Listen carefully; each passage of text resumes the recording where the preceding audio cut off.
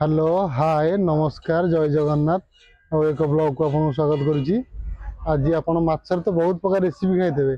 प्रथम थर आज बनवाई जाऊँगी माछ मसला। आसतु से केमती बनैबी केमती करी टेस्ट कौन रहा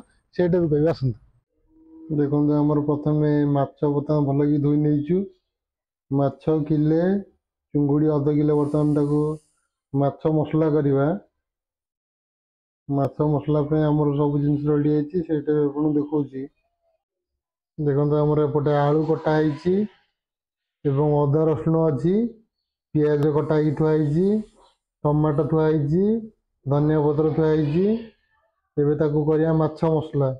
माछर तो आप बहुत प्रकार आइटम खाई कि माछ मसला के खाई न देखो यहाँ देखो आम माछरे हलदी पकईदे लुण आड करवा जो आईखिणिया बास्नाटा सेटा हेनी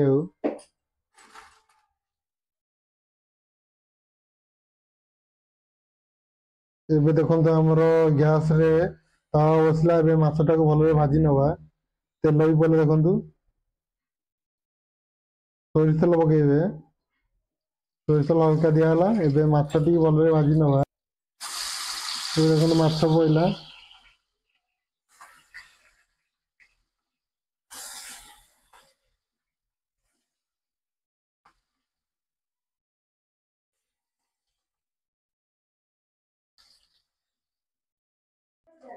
एबे देखो आमर माछ भजा होगला देखो केते सुंदर लगुच भजाटा तेल पड़ा देखु सोरिष तेल पड़ा एबे आम गोटा मसला पकड़ा देखु प्रथम तेजपत्र पड़ा गोटा मसला पड़ा पिज पड़ा देखु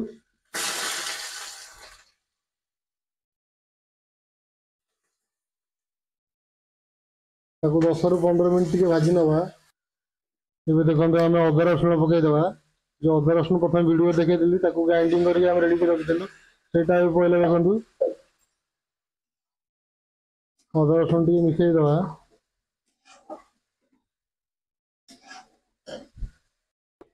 एबे देखो आमर मसला अदा ही आसला हलदी गुंडा आड करवा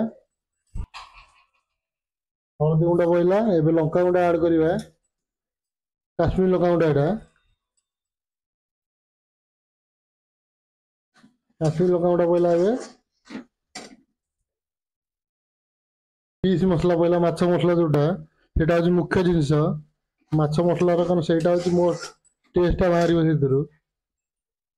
धनिया गुंड जीरा गुंड पड़ा देखु सबुत हल्का हल्का दिखाई कारण माछ आम अल्प माछ देखो आम मसला हो आसला आलू आड करवा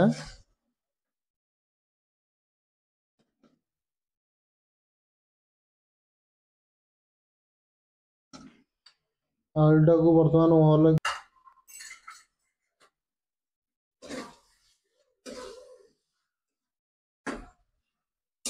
भल कि मिसई देले देखु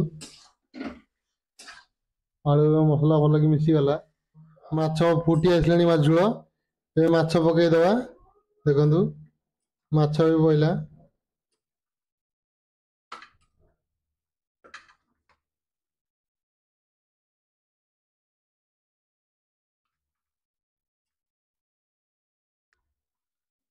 एबे किसी समय माछ को फुटिया छाड़देले तापर माछ हो फाइनाली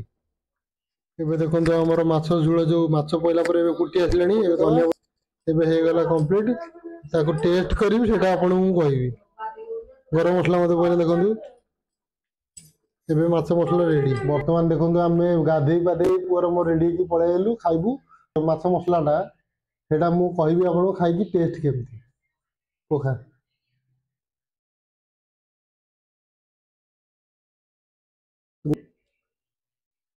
देखो माछ पीस को टाइप